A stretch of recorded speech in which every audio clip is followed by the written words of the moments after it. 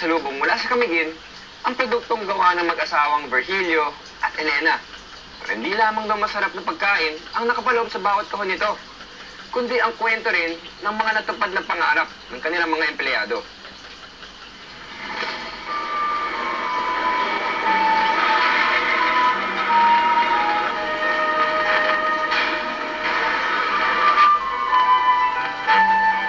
Sa pamamagitan ng negosyong pastel ng mag-asawang Virgilio at Eleanor Jose, sinikap nilang mabago ang buhay ng mga empleyadong nagtatrabaho sa kanila.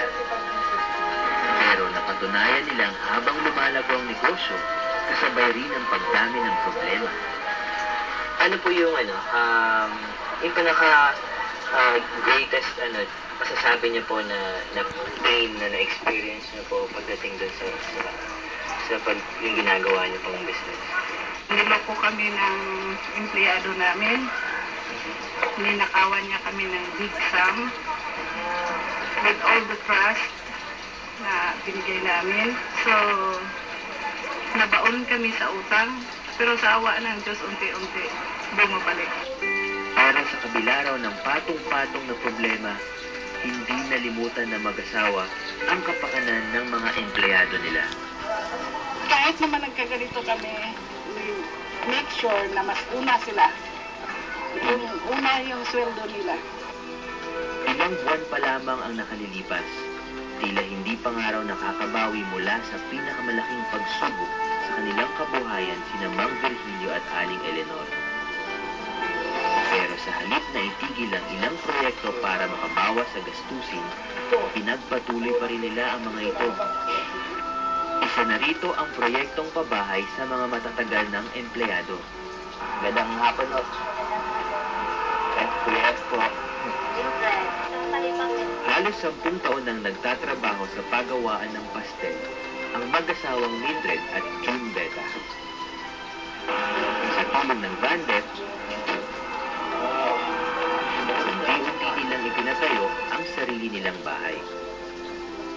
Para rin sa akin, bless na rin itong bahay na to. Kaya saging perfect na. Dahil po. Dahil, kami mag-aanap pa ng iba-ibang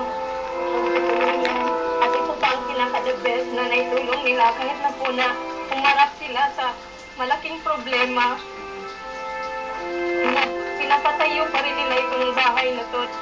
The best talaga po kayo, sir, at si Auntie Elia. I love you.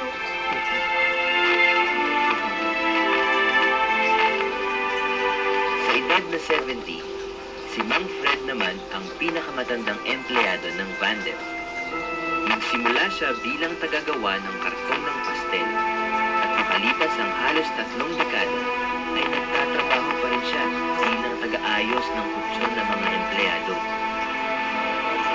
Kung saan nila ako pupuntang Davao, pero may napansin ako ng sakit yung dito ko likod.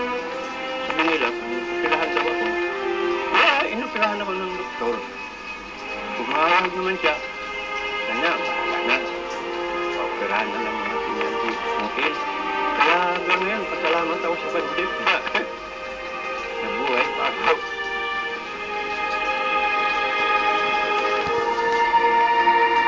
Maraming natulungan nila.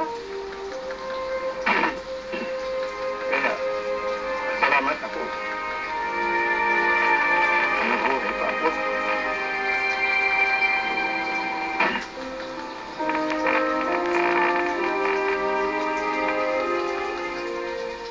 At hindi lamang empleyado ng kumpanya ang nakabahagi sa kagandahang loob ni Mang Virgilio at Aling Eleanor.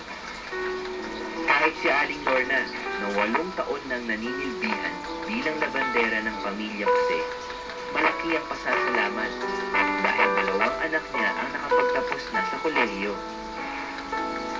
Pag may magkasakit sa amin, sa hospital, sila talaga magbigay.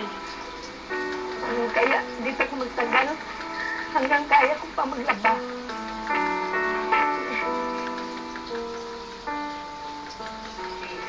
Ang mabuting halimbawa ng mag-asawang Jose, natutunan din ng kanilang mga anak. we treat them as like part of the household talaga.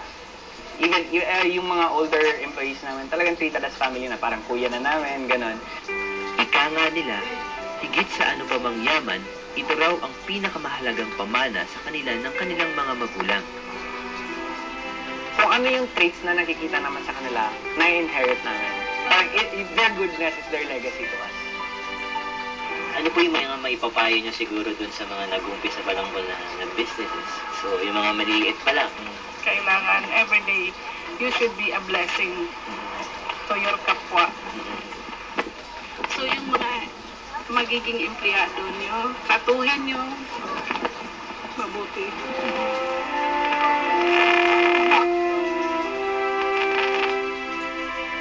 Beyond sa business na ako sa hindi lang to usapan ng pera-pera o hindi lang to basta pagbibigay ng yaman, kung hindi pagbibigay ito ng opportunity dun sa mga empleyado nila na magkaroon ng decenteng buhay, magkaroon ng maayos na pamumuhay, at ganun din tinuturuan nila na yung mga empleyado nila na maging responsableng mamamayan din, na eventually natutulong din sa iba. Kaya masasabi ko na saludo ako sa mag-asawa na nagbuo at nagumpisa nitong pastel. Mas makabuluhan nga raw ang bawat tagumpay kung marami ang naging bahagi nito at naging daan patungo sa pagbabago.